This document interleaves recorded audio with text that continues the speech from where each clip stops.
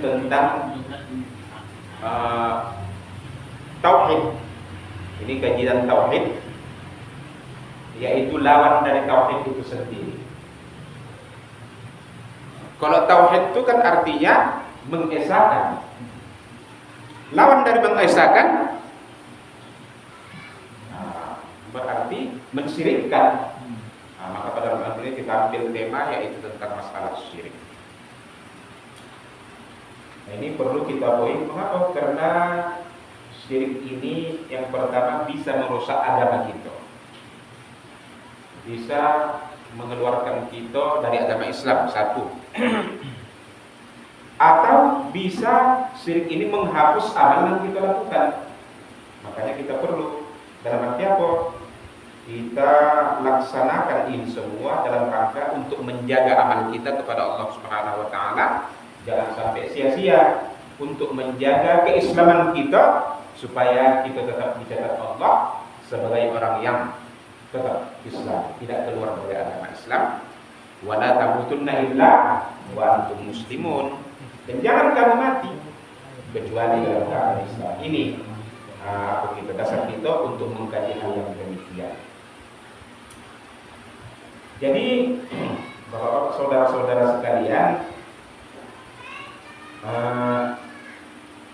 kita tengok dalam surah Luqman ayat 13. Ini Luqman ini diceritakan seorang yang pekerjaannya hanya sebagai tukang kayu, tetapi kata-katanya begitu bagus, sehingga Allah mencatat kata-kata Luqman ini.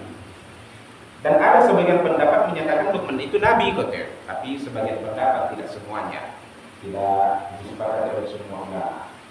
Dan pokoknya Luqman ini seorang yang hidup pada masa bahwa beliau ini memang kata-katanya bagus. Apa itu yang dicatat Allah? A'udzubillahi minasyaitonir rajim.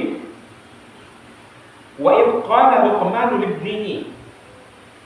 Dan ketika Luqman berkata kepada anaknya, wa huwa ya'zu, sedangkan dia lagi mendidik anaknya, ya bunayya,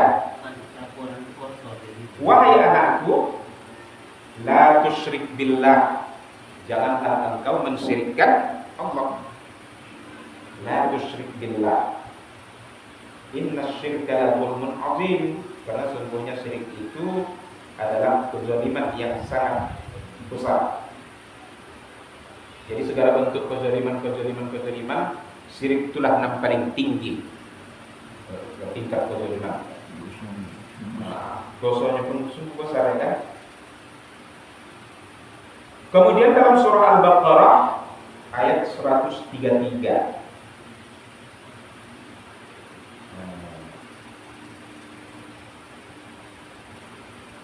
Ini Yakub, Nabi Yakub berpesan kepada anaknya, ma ta'buduna min ba'di, apakah yang akan kamu sembah setelah kami nanti? Jadi ada sesuatu kekhawatiran kita tengok kepada baik itu Luqman ataupun Yakub. Takut mereka kalau nanti orang itu tak ada hidup di dunia ini lagi, anaknya sudah tidak menyembah Allah. Ini takutkannya, makanya dia bertanya tadi kepadanya, ma ta'buduna min ba'di, apakah yang akan kamu sembah nanti setelah kami tak ada? Qalu, maka anak-anaknya menjawab, na'budu ilahaka, kami akan menyembah Tuhanmu, wa ilaha abaika, dan menyembah Tuhan nenek moyangmu, atau Tuhan ayahmu Ibrahim, yaitu Nabi Ibrahim, wa Ismail, dan Nabi Ismail. Jadi Tuhannya sama semua. Tuhannya Nabi Yakub, Tuhannya Nabi Ibrahim, Tuhannya Ismail, wa Ishaq, dan Tuhannya Ishak, sama semua, ya. Ilaha wahidah, yaitu Tuhan yang esa. Wa nahnu lahu muslimun, dan kami tunduk patuh kepada. Jadi kata-kata muslim itu sudah digunakan sebelum Nabi Muhammad. Nah, ini menunjukkan bahwa Muslim itu sudah ada sebelum Nabi Muhammad. Nah, ini tengok tadi Yakub sendiri itu berkaitan dengan itu. Di sana disebutkan wala lahu muslimun. Nah, muslim itu apa? Tunduk patuh. Jadi bapak-bapak saudara sekalian, kok kita tengok ini keduanya ayat Al-Quran yang menceritakan bahwa kekhawatiran seorang orang tua terhadap anaknya, kalau nanti setelah meninggal dia, anaknya mereka khawatir, takut tak menyembah Allah lagi, makanya mereka akan bertanya, jangan sampai mensyirikkan Allah, jangan sampai ada yang disembah selain Allah, jangan sampai ada yang ditaati selain Allah. Nah, ini yang ditakutkan mereka. Kemudian bapak-bapak sekalian, di sini yang perlu kita perhatikan, apa saja itu perbuatan syirik itu. Nah, ini yang perlu kita tahu. Artinya apa? Kita bahas konteks syirik, tapi kalau awak tak membahas apa saja perbuatan syirik itu, bisa-bisa kita lakukan, ya kan? Nah.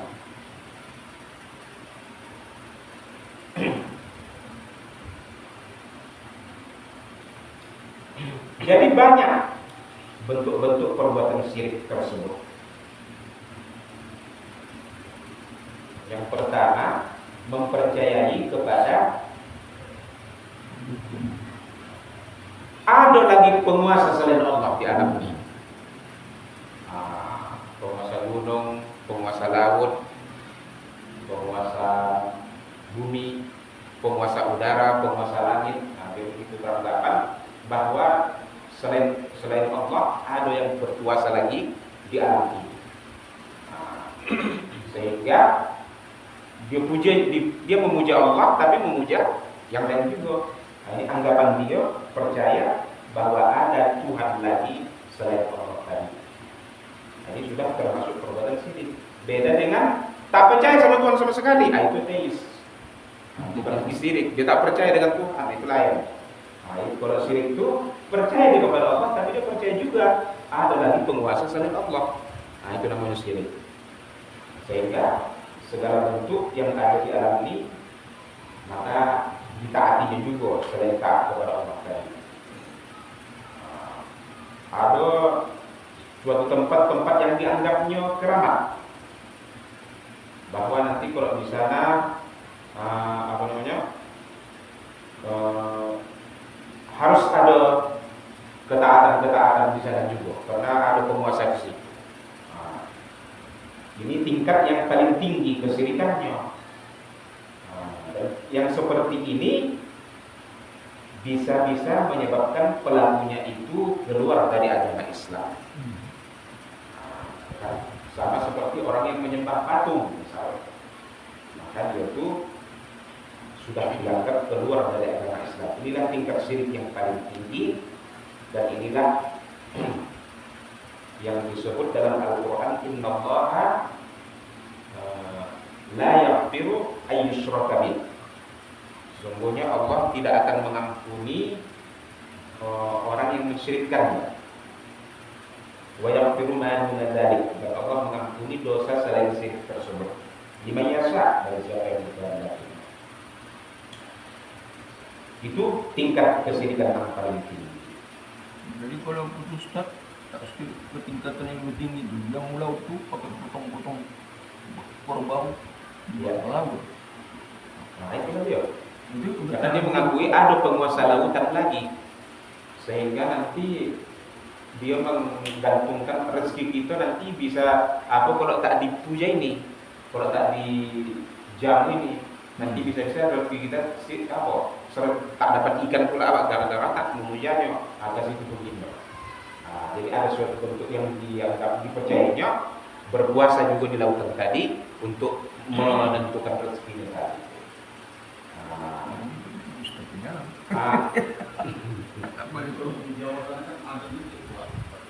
Di Jawa. Di Jawa. Adat ini kan kuat. Kuat betul. Seiring dia dengan agama adat kalau ada di Jawa sana. Iya. Jadi adat ini kan masih dilakukan di sana di Jawa. Iya. Nah, ketahui lah bisa di laut dari Barat Selatan saja ada. Ada yang pengen TV itu gitu. Itu adat, kira ada orang adat lah. ada dengan yang lama. Iya, iya. Tapi agama tetap jalan juga. Jalan juga betul, berdampingan Ah, dengan berdampingan. Iya, itu gimana? Nah, seharusnya tidak seperti itu kita. Ini termasuk syirik dalam amal. Satu sisi ditaati juga Allah, satu sisi ditaati juga nenek moyang. Berarti mensyirikkan amal dia di sini. Macam-macam, ada kadang syirik niat, ada syirik amal. Adalah beribadah kepada Allah beribadah juga, tetapi kepada nenek moyang beribadah juga mereka. Termasuk syirik juga dia itu. Nah, Kalau meminta ke pemerintah, termasuk juga.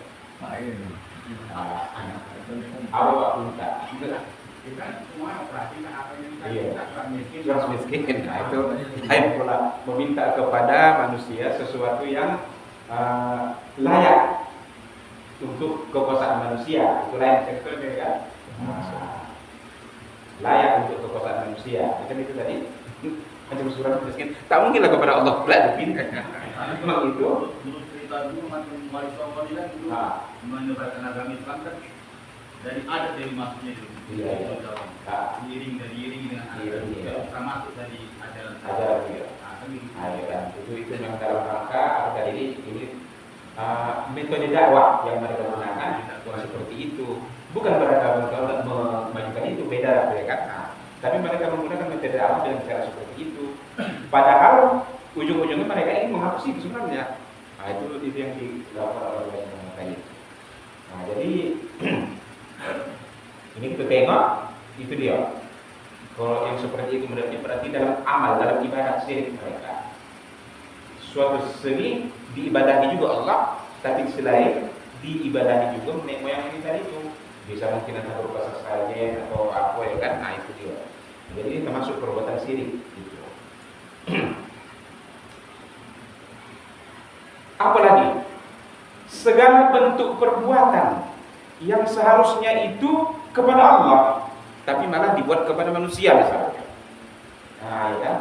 Kita dalam sangka mentaati, ya kan? Benar mentaati. Seharusnya taat yang itu kepada Allah, tapi dibuatnya kepada manusia, berlebihan kali ketaatannya. Itu masuk syirik juga. Nah, ya kan? Apalagi menyamakan dari segi sifat. Dia nih tengok apa namanya pengasihnya macam pengasih Allah lah begitu. Ayo dah masuk syirik. Disamakannya antara sifat yang dimiliki Allah dengan yang dimiliki manusia tadi itu. Atau disamakannya Allah sebagai pencipta seperti manusia juga. Ciptaan dia nih macam ciptaan Allah. Nah, ini termasuk syirik. Nah, disamakannya yang seperti ini tadi. Apa ni ustaz ya? Udah kepang dulu lagi. Orang patuh dia semua apa ya? Awak ni kadang tak apa-apa saya panjat kalam ni semua orang banyak. Makan kacau. Ya, itu kan sudah bukan manusia lagi dia punya kan. Itu tak ada manusia lagi dia. Tapi banyak pula yang apa yang lewat ini gini. Kau tengok dia pun apa? Tak bisa dipulangkan dari rumah hewan. Itulah banyak. Itulah Nangis keluarganya. Itulah tos-tosan apa ya? Iya. Jauh banyak. Sebenarnya dimanapun yang seperti itu masih ada. Yang umumnya yang suku-suku pedalaman betul-betul itu masih ada, bukan hanya Jawa saja. Daerah Batak begitu juga. Nah, pokoknya semua pedalaman yang ada di Nusantara ini yang seperti itu masih tetap ada. Ada lagi. Bila dikatakan apa namanya itu ilmu jin itu masih ada, mereka miliki.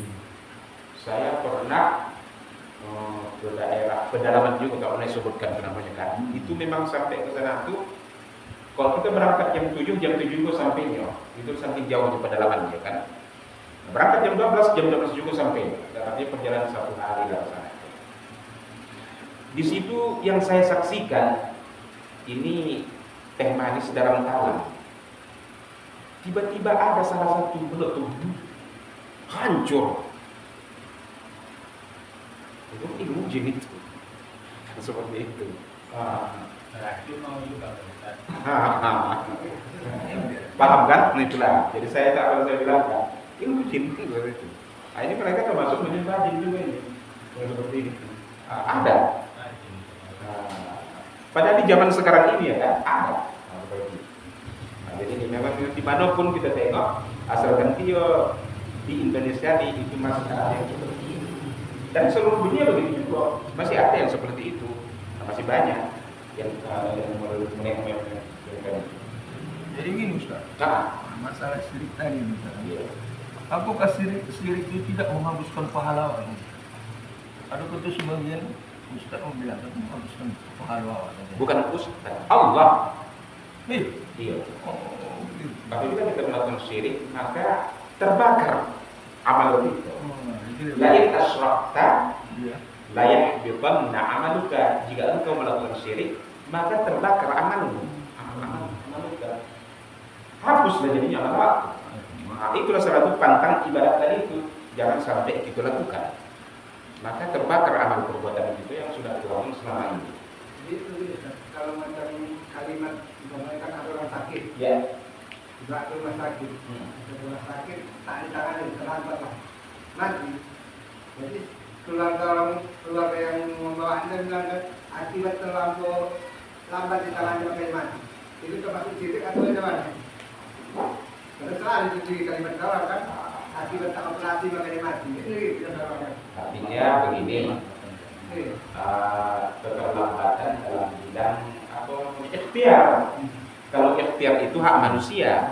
Iya. Tapi kalimat ini tadi. Iya, kalimat itu yang begitu. Ya, memang walaupun kalau ditarik tadi ke sisi yang tadi itu ketetapan Allah, memang sudah Allah tentukan aja begitu.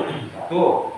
Tapi dari sisi lain adanya kekurangan dalam hal bentuk ikhtiar manusia tadi itu.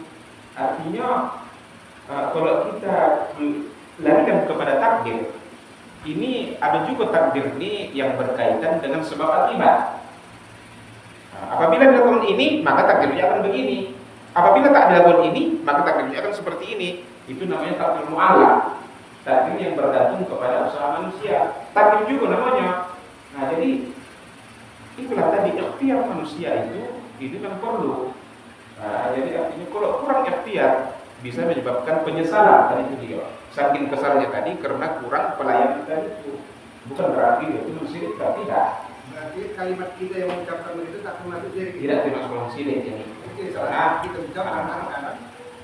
Karena kalau kita hubungkan tadi kepada takdir mu'allaq tadi itu, takdir yang bergantung kepada ikhtiar manusia, itu tadi dia akibat karena dia tuh kurang ikhtiar tadi itu, kurang pelayanan, maka datang takdir Allah.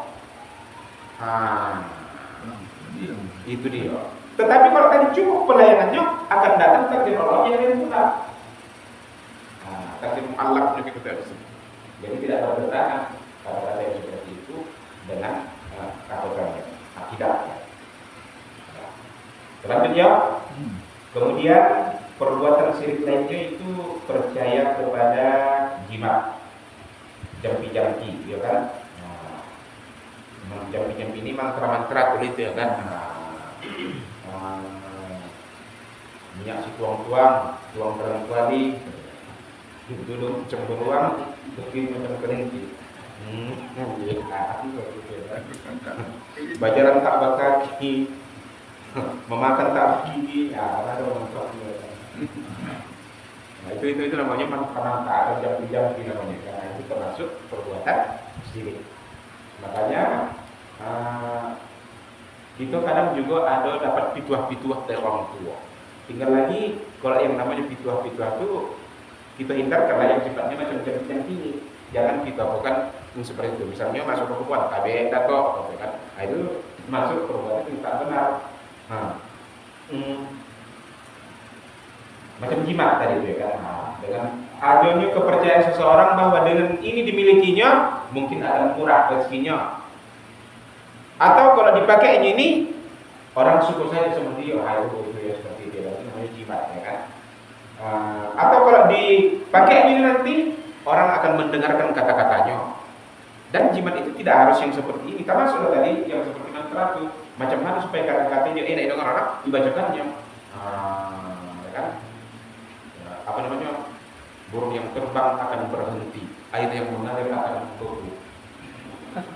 Begitu dia bercakap, orang pun terperangah. Atau begitu dia memandangkan azan, mak teman yang hadir sambil baca soal itu. Itu termasuk.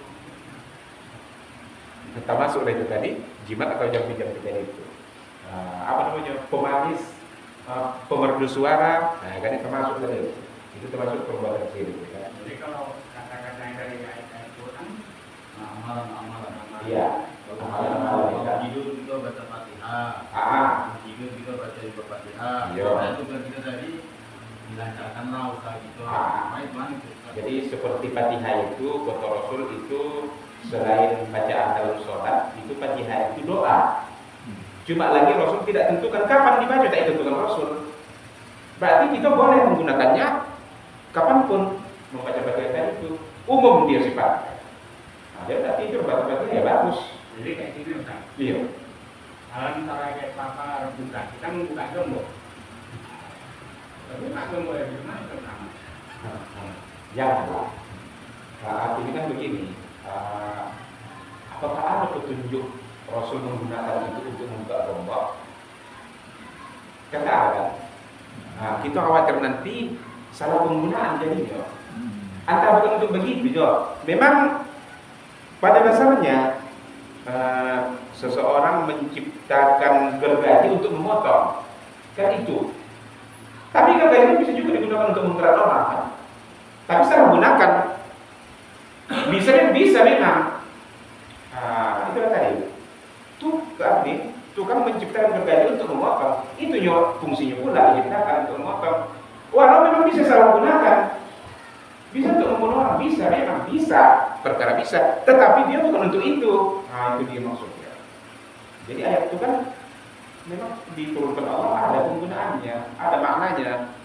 Yang kita takut nanti salah penggunaan kita itu yang kita takutkan. Jadi oleh karena itu